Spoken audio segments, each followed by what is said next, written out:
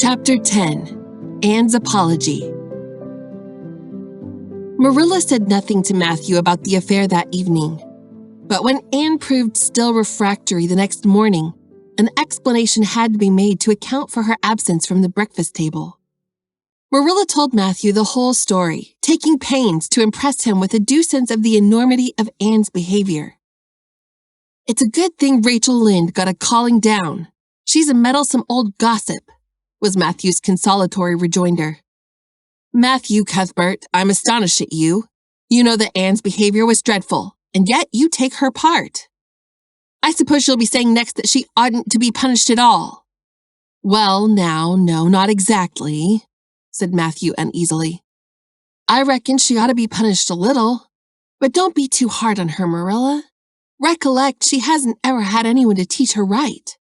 You're going to give her something to eat, aren't you?" "When did you ever hear of me starving people into good behavior?" demanded Marilla indignantly. "She'll have her meals regular, and I'll carry them up to her myself, but she'll stay up there until she's willing to apologize to Mrs. Lynde, and that's final, Matthew." Breakfast, dinner, and supper were very silent meals, for Anne still remained obdurate. After each meal, Marilla carried a well-filled tray to the east gable and brought it down later on, not noticeably depleted. Matthew eyed its last descent with a troubled eye. Had Anne eaten anything at all? When Marilla went out that evening to bring the cows from the back pasture, Matthew, who had been hanging about the barns and watching, slipped into the house with the air of a burglar and crept upstairs. As a general thing, Matthew gravitated between the kitchen and the little bedroom off the hall where he slept. Once in a while he ventured uncomfortably into the parlor or sitting room when the minister came to tea. But he had never been upstairs in his own house since the spring he helped Marilla paper the spare bedroom, and that was 4 years ago. He tiptoed along the hall and stood for several minutes outside the door of the east gable before he summoned courage to tap on it with his fingers, and then opened the door to peep in. Anne was sitting on the yellow chair by the window, gazing mournfully out into the garden. Very small and unhappy she looked, and Matthew's heart smote him. He softly closed the door and tiptoed over to her. "Anne," he whispered, as if afraid of being overheard. "How are you making it, Anne?" Anne smiled wanly. "Pretty well. I imagine a good deal, and that helps to pass the time. Of course, it's rather lonesome, but then I may as well get used to that." Anne smiled again, bravely facing the long years of solitary imprisonment before her. Matthew recollected that he must say what he had come to say without loss of time, lest Marilla return prematurely. "Well now, Anne, don't you think you'd better do it and have it over with?" he whispered. "It'll have to be done sooner or later, you know, for Marilla's a dreadful determined woman. Dreadful determined, Anne. Do it right off, I say, and have it over." "Do you mean apologize to Mrs. Lynde?" "Yes, apologize. That's the very word," said Matthew eagerly. "Just smooth it over, so to speak. That's what I was trying to get at." "I suppose I could do it to oblige you," said Anne thoughtfully. "It would be true enough to say I am sorry, because I am sorry now. I wasn't a bit sorry last night. I was mad clear through, and I stayed mad all night. I know I did because I woke up 3 times, and I was just furious every time. But this morning it was over. I wasn't in a temper anymore, and it left a dreadful sort of goneness, too. I felt so ashamed of myself, but I just couldn't think of going and telling Mrs. Lynde so. It would be so humiliating. I made up my mind I'd stay shut up here forever rather than do that. But still, I'd do anything for you, if you really want me to." "Well, now, of course I do. It's terrible lonesome downstairs without you. Just go and smooth things over. That's a good girl." "Very well," said Anne resignedly. "I'll tell Marilla as soon as she comes in I've repented." That's right, Anne. But don't tell Marilla I said anything about it.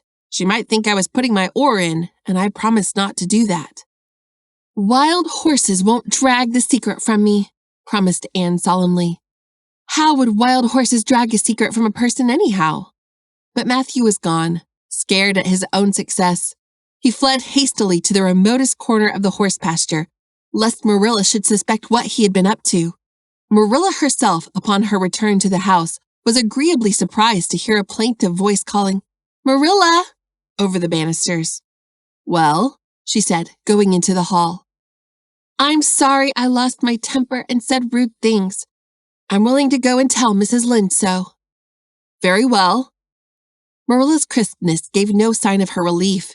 She had been wondering what under the canopy she would do if Anne did not give in. "I'll take you down after milking." Accordingly, after milking, behold Marilla and Anne walking down the lane, the former erect and triumphant, the latter drooping and dejected. But halfway down, Anne's dejection vanished as if by enchantment. She lifted her head and stepped lightly along, her eyes fixed on the sunset sky and an air of subdued exhilaration about her. Marilla beheld the change disapprovingly.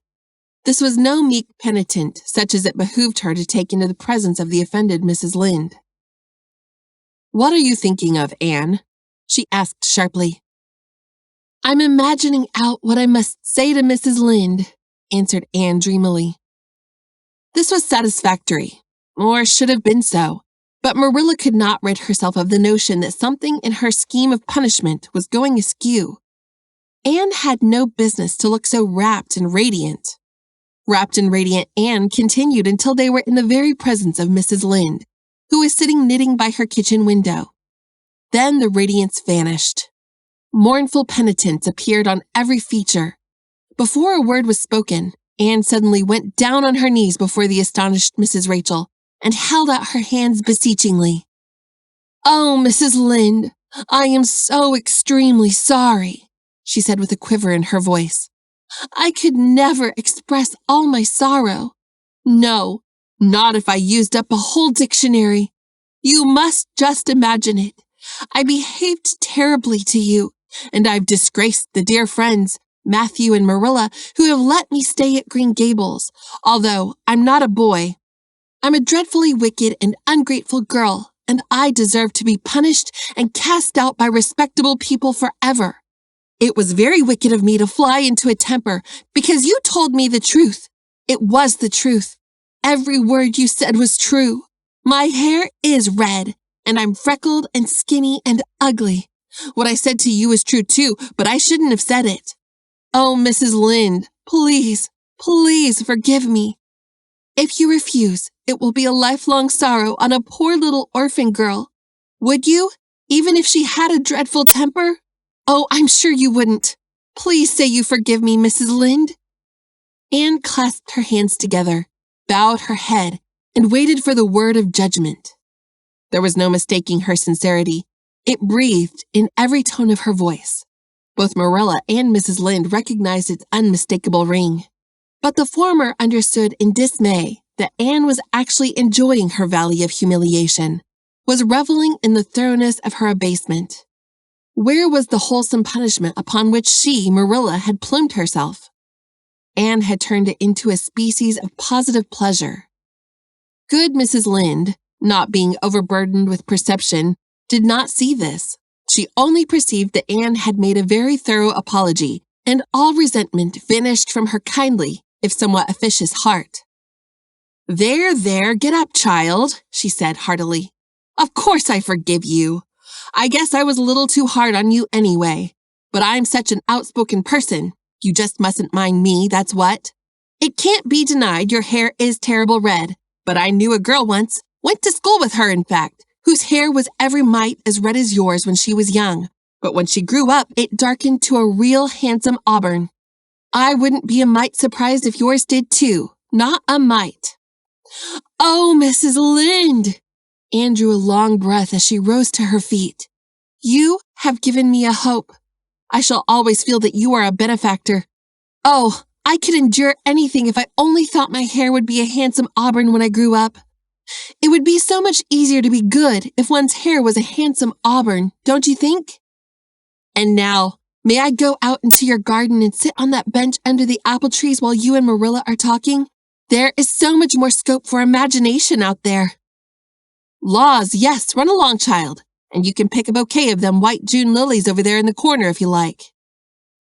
As the door closed behind Anne, Mrs. Lynde got briskly up to light a lamp. "She's a real odd little thing. Take this chair, Marilla. It's easier than the one you've got. I just keep that for the hired boy to sit on. Yes, she certainly is an odd child, but there is something kind of taking about her after all. I don't feel so surprised at you and Matthew keeping her as I did, nor so sorry for you either. She may turn out all right. Of course, she has a queer way of expressing herself, a little too kind of forcible, you know. But she'll likely get over that now that she's come to live among civilized folks, and then her temper's pretty quick, I guess. But there's one comfort.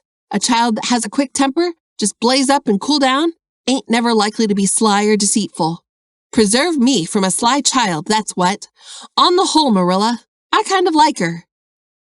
When Marilla went home, Anne came out of the fragrant twilight of the orchard with a sheaf of white narcissi in her hands. "I apologized pretty well, didn't I?" she said proudly as they went down the lane. "I thought since I had to do it, I might as well do it thoroughly." "You did it thoroughly, all right enough," was Marilla's comment. Marilla was dismayed at finding herself inclined to laugh over the recollection. She had also an uneasy feeling that she ought to scold Anne for apologizing so well. But then, that was ridiculous. She compromised with her conscience by saying severely, "I hope you won't have occasion to make many more such apologies. I hope you'll try to control your temper now, Anne." "That wouldn't be so hard if people wouldn't twit me about my looks," said Anne with a sigh. "I don't get cross about other things, but I'm so tired of being twitted about my hair, and it just makes me boil right over. Do you suppose my hair will really be a handsome auburn when I grow up?" "You shouldn't think so much about your looks, Anne. I'm afraid you're a very vain little girl." "How can I be vain when I know I'm homely?" protested Anne. "I love pretty things, and I hate to look in the glass and see something that isn't pretty. It makes me feel sorrowful, just as I feel when I look at any ugly thing. I pity it because it isn't beautiful." "Handsome is as handsome does," quoted Marilla. "I've had that quoted to me before, but I have my doubts about it," remarked skeptical Anne, sniffing at her narcissi. "Oh, aren't these flowers sweet? It was lovely of Mrs. Lynde to give them to me. I have no hard feelings against Mrs. Lynde now. It gives you a lovely, comfortable feeling to apologize and be forgiven, doesn't it? Aren't the stars bright tonight? If you could live in a star, which one would you pick? I'd like that lovely, clear big one away over there above that dark hill."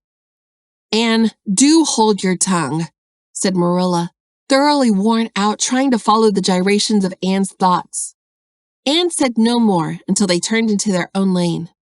A little gypsy wind came down to meet them, laden with the spicy perfume of young dew-wet ferns. Far up in the shadows, a cheerful light gleamed out through the trees from the kitchen at Green Gables. Anne suddenly came close to Marilla and slipped her hand into the older woman's hard palm. "It's lovely to be going home and know it's home," she said.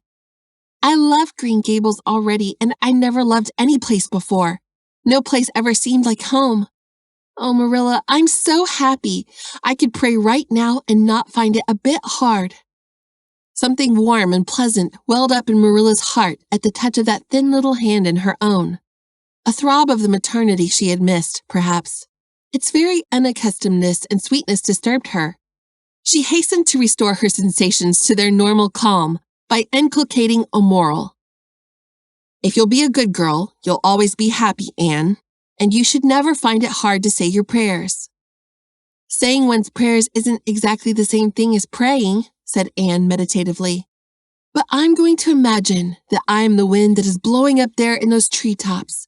When I get tired of the trees, I'll imagine I'm gently waving down here in the ferns, and then I'll fly over to Mrs. Lynde's garden and set the flowers dancing, and then I'll go with one great swoop over the clover field, and then I'll blow over the lake of shining waters and ripple it all up into little sparkling waves.